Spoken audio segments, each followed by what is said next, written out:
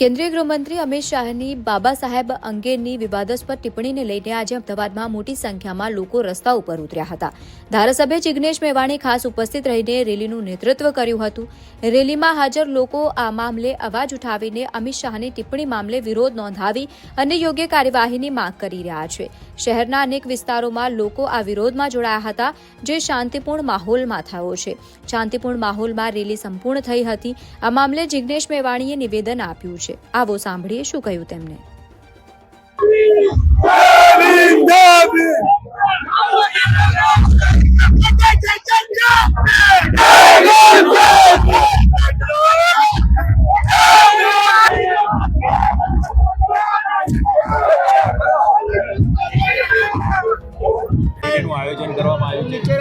આપ સૌ જાણો છો એમ દેશના ગૃહપ્રધાન અમિત શાહે થોડાક દિવસો પૂર્વે ડૉક્ટર બાબા સાહેબ આંબેડકરનું આ દેશની સંસદમાં અપમાન કરતા બહુ જ ડિરોગેટરી મેનરમાં એમના માટે આંબેડકર આંબેડકર આંબેડકર બોલના ફેશન બની ગયા એવા શબ્દોનો પ્રયોગ કર્યો, જેના કારણે સમગ્ર ગુજરાત અને સમગ્ર ભારતના પીડિતો, શોષિતો, વંચિતોને ખાસ કરીને દલિત, આદિવાસી, ઓબીસી સમાજ ખૂબ આક્રોશિત અને આંદોલિત છે।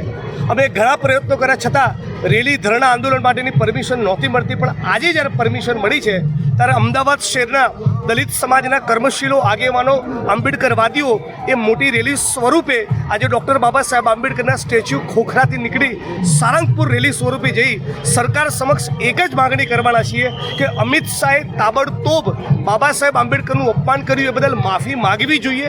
એમનામાં થોડી પણ શરમ ને લાજ બચી હોય તો એમણે ગૃહપ્રધાનના પદેથી રાજીનામું આપી દેવું જોઈએ। એમણે કહ્યું કે ડૉક્ટર બાબા સાહેબ આંબેડકરનું નામ લેવાના બદલે ભગવાનનું નામ જપતા હોત તો 7 જન્મ સુધી સ્વર્ગ મળી હોત। હું કહેવા માગું છું સમગ્ર ગુજરાત અને દેશના દલિતો વતી, અમારે મર્યા પછીનું સ્વર્ગ નથી જોઈતું, જીવતે જીવ એવા ગુજરાત અને ભારતની રચના જોઈએ છીએ, જે એક પણ ગામમાં અસ્પૃશ્યતા ન હોય, કોઈ સફાઈ કર્મીએ ગટરમાં ઉતરીને મરવું ન પડે અને જાતિવાદી હિંસાના કારણે કોઈ પણ દલિત કે આદિવાસીનું લોહી ન રેડાય, સમાનતાવાદી સમાજની સ્થાપના થાય અને આપણે બધા જ જાતિઓમાં વહેંચાયેલા હોવાના બદલે ભારતવાસી બની જઈએ એવા રાષ્ટ્રનું અને સમાજનું નિર્માણ અમારી ઉગાડી આંખે આ જન્મમાં જોવું છે, મર્યા પછી નહીં। એટલે જેણે ગોડસે કરવું હોય કરે।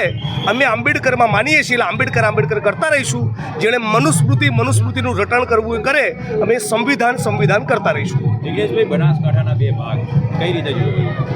બનાસકાંઠાના બે ભાગ કઈ રીતે પાડ્યા એ મને હજી સમજાતું નથી।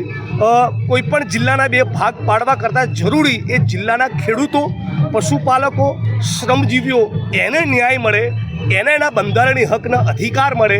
ઉત્તર ગુજરાતનો પીવાનો પાણીનો જે વિકટ પ્રશ્ન જે બનાસકાંઠામાં પણ છે એ પ્રશ્નનું સમાધાન થાય, નવા જીઆઈડીસીના યુનિટ્સ મળે, બનાસકાંઠા જિલ્લાના હજારો બેરોજગાર લોકોને રોજગાર મળે। એ સવાલોનું સમાધાન નહીં કરવું અને જિલ્લાના ભાગલા કરવા, હું નથી માનતો એનાથી કે મોટી ક્રાંતિ થવાની હોય।